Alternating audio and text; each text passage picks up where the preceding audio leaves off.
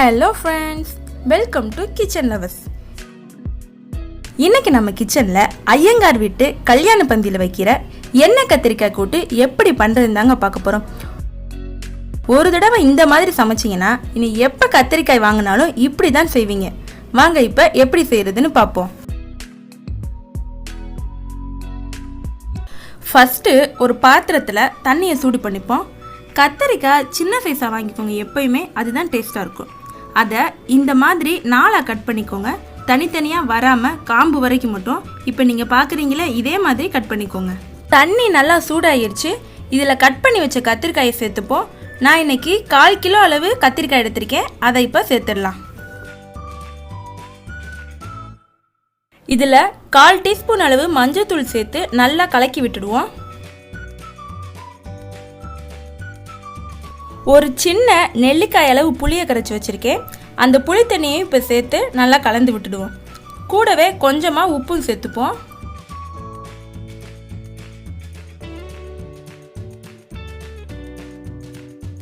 இதை ஒரு மூடி போட்டு மூடி காயை 90% அளவு வேக வச்சு எடுத்துப்போம்.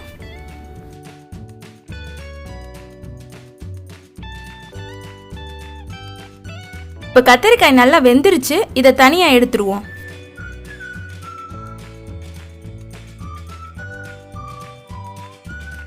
ஒரு கடாயில் நல்லெண்ணெயை சேர்த்துப்போம்.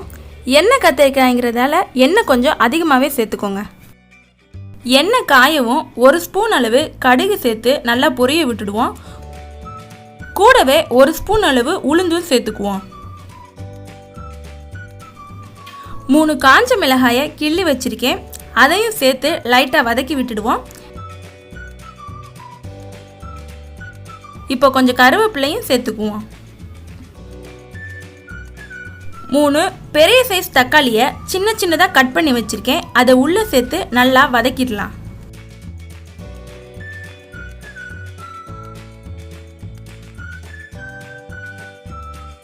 ஒரு மிக்ஸி ஜாரில் 2 ஸ்பூன் அளவு பொட்டுக்கடலை எடுத்திருக்கேன், அதை பொடி பண்ணி வச்சுப்போம். தக்காளி வதங்கவும் 1/4 டீஸ்பூன் அளவு பெருங்காயத்தை சேர்த்து நல்லா கிண்டி விட்டுடுவோம்.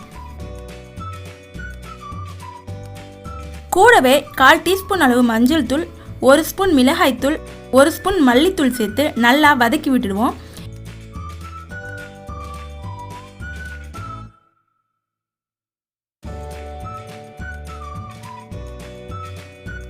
இப்போ பொடி பண்ணி வச்ச பொட்டுக்கடலை மாவை 2 ஸ்பூன் அளவு சேர்த்துப்போம். இந்த பொட்டுக்கடலை மாவு தான் கூட்டுக்கு நல்லா திக்னஸ் கொடுக்கும், அதோட நல்ல வாசமும் டேஸ்ட்டும் கொடுக்கும். எல்லாம் நல்லா மசாலா வாசம் போகிற வர எண்ணெயிலே வதக்கிப்போம். எண்ணெய் பிரிஞ்சு வரவும் ரெடி பண்ணி வச்ச கத்தரிக்காயும் சேர்த்து கிண்டி விட்டுடுவோம். கிண்டும் போது கத்தரிக்காய் உடஞ்சிடாம மெதுவாக கிண்டி விடுங்க, அப்பதான் பரிமாறும்போது அழகா இருக்கும்.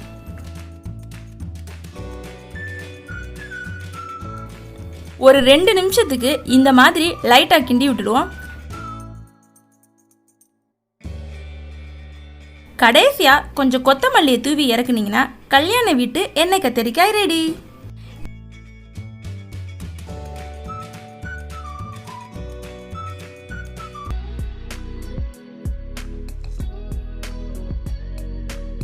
இன்னைக்கு நம்ம ரெடி பண்ண மெத்தடில் தாங்க கல்யாண வீட்டு விசேஷங்கள் எல்லாம் ரெடி பண்ணுவாங்க. இதை ட்ரை பண்ணி பாருங்க, ரொம்பவே சூப்பராக இருக்கும்.